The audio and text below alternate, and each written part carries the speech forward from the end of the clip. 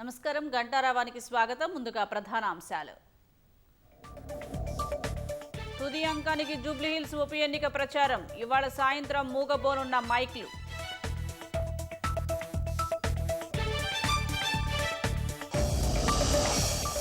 అభివృద్ధి నినాదంగా అధికార పార్టీ ప్రచారం. కాంగ్రెస్తోనే జూబ్లీహిల్స్ ప్రగతి సాధ్యమని హామీలు.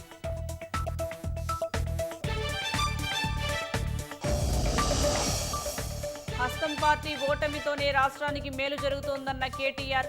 బీఆర్ఎస్ కాంగ్రెస్ కు ఓటేస్తే మోసం చేసుకున్నట్లేనన్న కిషన్ రెడ్డి. న్యాయ పరిభాషను సరళీకరించాలని ప్రధాని సూచన. సులభంగా న్యాయం అందేందుకు దోహదం చేస్తుందని వ్యాఖ్య.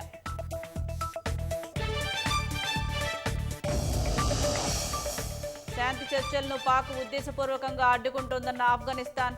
మరో దేశంపై దాడులకు తమ భూభాగాన్ని ఇచ్చేది లేదని పునరుద్ఘాటన.